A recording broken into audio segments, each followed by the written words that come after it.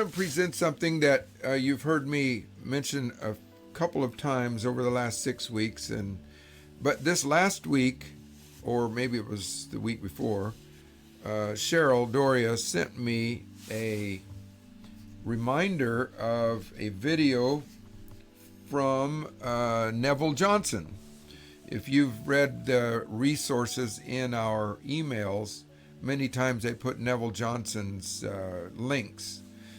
And he's since passed on to be with the Lord now, but he's just rich with understanding about the times, about the heavenlies, about angels, just a rich resource. Wise, seasoned, lots and lots of trophies.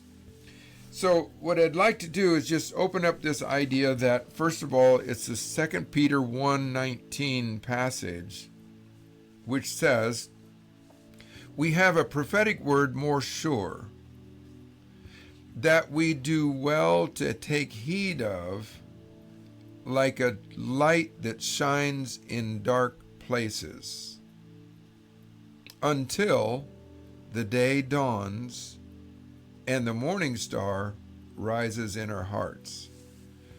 Now, I've been holding on to this verse. It's really been gnawing at me in a wonderful way, because it's like the Lord has just said, now don't you let go of this, because there is rhema in here that you do not know yet.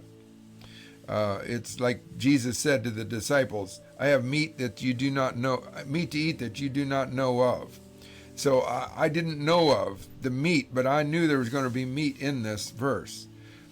So let me just first of all paint a picture. I think I did this for one of the other Zooms. I'm sorry if I did it for this group, but imagine you were born in the bottom of a coal mine.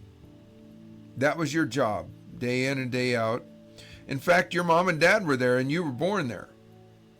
And so you were raised. You never did go to the surface. You were born in darkness. Darkness was just normal. You called darkness normal. And it was just wonderful when they lit lamps so that you could see in the darkness. Thank God for lamps. And you were so delighted when a lamp would come on. Oh, we love the lamps. The lamps are so good. Otherwise, it's very dark, but we don't know anything more than that. So the darkness is normal, but the lamps are wonderful. That's your life, day in, day out. You don't know anything different. You don't know that there's anything called day. You've never seen day. You don't know there's a sun. You're just in the night, in the dark places. Take a look at this verse now, again. And it says, "Prophetic words which we do well to take heed of, like a light that shines in the dark place." What if, as much as we talked about the church age in this last 2,000 years, what if that has been wonderful to us? Because, of course, we haven't known anything else. So we got really used to that. We called it wonderful. In fact, then when somebody turned on the light of a prophetic word, oh my goodness, that is so wonderful. Thank you for the light, Lord. This is just wonderful. We've got light, and we call the light from that lamp our day. It's daylight. Wow, this is wonderful. We can see now because we have a prophetic word made more sure. Thank you, God, for prophecy. How many? I think we've quoted a few prophecies today as we just talked through the course of our Zoom. And why is that? Because we revere, we honor prophecy. Prophecy is a wonderful light to us. It is a beacon of hope and of direction, life-giving resource, and thank God for the light. Thank God for prophecy. But now this is where I feel like the Lord is taking us. Imagine now you're back down at the bottom of that coal mine. And somewhere along the line, somebody says, "Hey, would you like to go to the surface?" You say, "Well, I hardly even knew there was a surface." "What do you mean surface? What's it like up there?" Well, we're going to take it. Today's the day we're going to take you up to the surface. You come up to the surface, and all of a sudden, your eyes that have become so familiar with darkness and the occasional prophetic light that shined in the darkness, you come up there and the light is just almost too blindingly bright and dazzling to even behold. It almost overwhelms you because of the light of the day. You have a sun, the sun of righteousness, rises now with healing in his wings. You have the morning star that's beginning to rise as a new day dawns. And you begin to feast on her, look on her. It's like, oh my goodness, I had no idea that the bottom of the mine was really dark. I had called that normal. I had thought when the lights go out, that's night, and when the lights come on, that's day. But now we have something that is exponentially better, brighter, bigger, more dazzling than anything I ever knew. I feel like that there's something in this little parabolic example that is parallel to, has some semblance to what you and I are about to experience on a very real, epic level. I think God is going to take us out of the dark times. Again, that's the 2 Peter 1:19. Out of dark places. He says, those are only until the day dawns. I believe we're on the verge of the day dawning. I believe with all my heart something is awakening. It seems dark. There may be darkness covering the people and gross darkness covering the earth. Isaiah 60 I quoted just there. We may have amazing darkness, but as they proverbially say, I don't know if that's a word, proverbial, say that it's darkest before the dawn. I think that we may be experiencing some darkness on a number of levels. The spiritual level and the dark side of the spiritual realms, and political, financial, global, wars, whatever. It's just getting darker and darker. But you see, that's exactly how Isaiah 60 describes us. You arise, shine, for your light has come, and the glory of the Lord is risen upon you.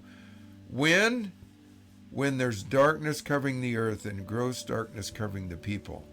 Now, so that's been my, I've asked groups, please pray with me. Please research this. I want to hear from the Lord. I believe with all my heart there's something more in this that I am not aware of and that the Lord wants to make us aware of. So, back in 2010, in July of 2010, he had a vision. So I want to read through this. By the way, let me just go back up here and just highlight something right here. If you can see that, you might remember I have been saying this phrase. It's been in our emails for probably 3 months.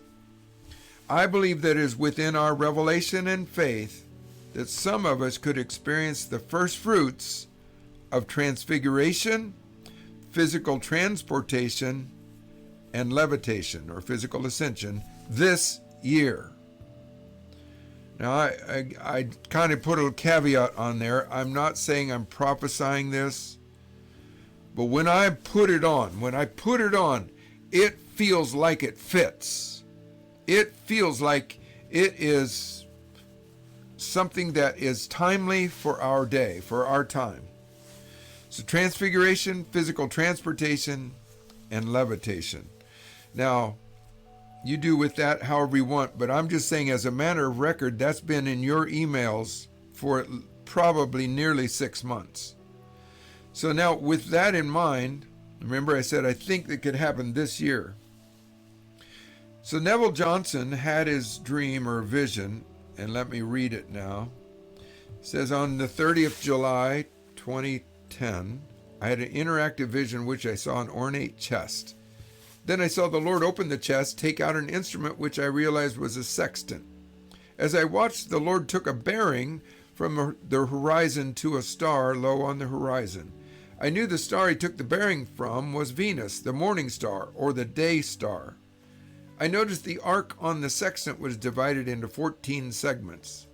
The Lord looked at me and said, "The time spoken of in this word regarding the morning star is beginning now. The morning star will arise over the next 14 years, becoming brighter and brighter. I will arise in my people like never before, and at evening time it will be light."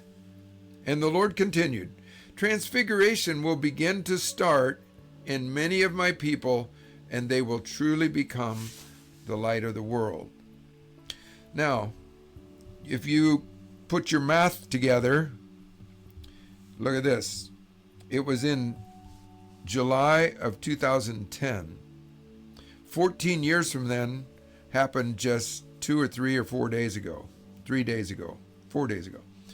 So now, I'm not saying necessarily it had to happen on that particular day, but I do believe that we're in the right timing, the right general timing, for God to do something of an epic nature.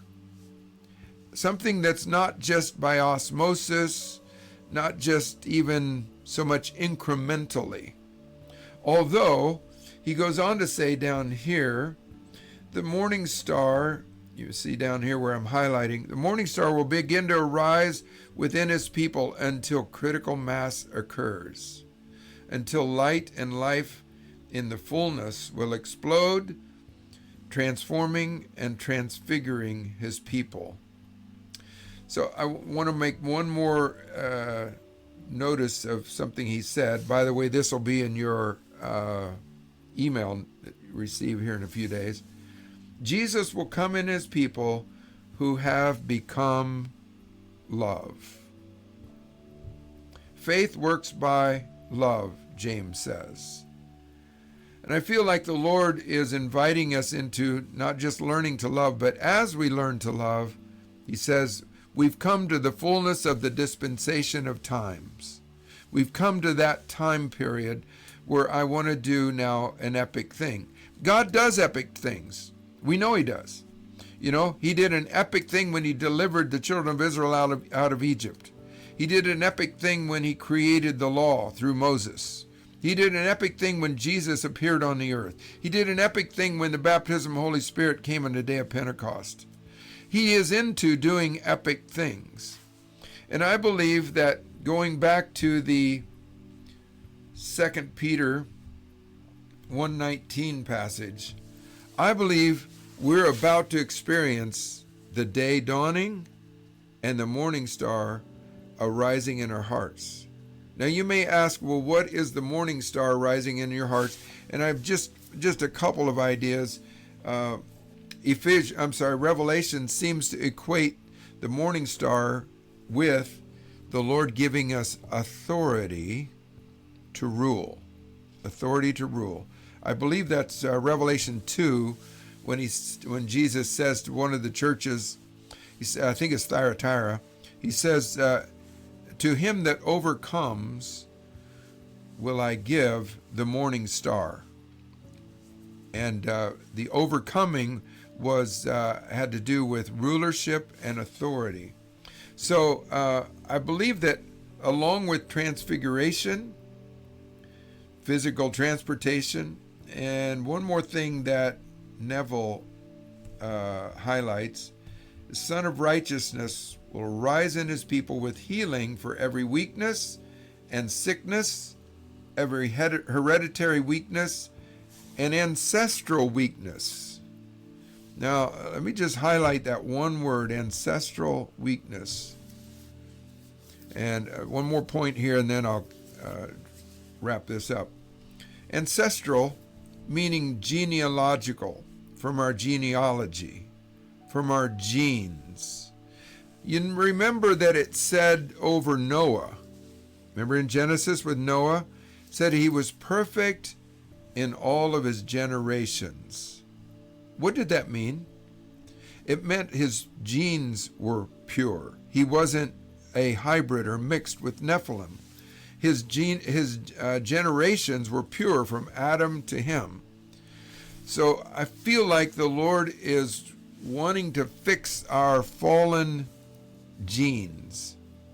And part of having the morning star rise in our hearts will have to do with fixing our fallen genes or our ancestral weaknesses. And I'll just open that up now for some comment. But I want to solicit your research. You're seeking the Lord. When Cheryl sent me this, Cheryl, I didn't tell you this, but when I started reading it, I hadn't even got into the crux or the core of it, and I began weeping. Lord, there's rhema on this. My spirit witnessed before I even knew what in my brain what I knew what the article was about. So I really believe with all my heart that God is wanting to prepare us by the arising of faith in our hearts to anticipate, to reach for it. Be those who with violence won't allow ourselves to be robbed from the promises of God. So what does that mean? Some of us will have to ready ourselves. Some of us have to purify ourselves. Some of us are just going to have to immerse ourselves more in, boy, let me just read this. Let me just get this all over me, Just get all slathered and lathered up with it, until it really becomes a part of us, fashioned and formed in us. So whatever it takes, I'm reaching for some fresh and new things. And I, with all my heart, do not believe that it's very far off.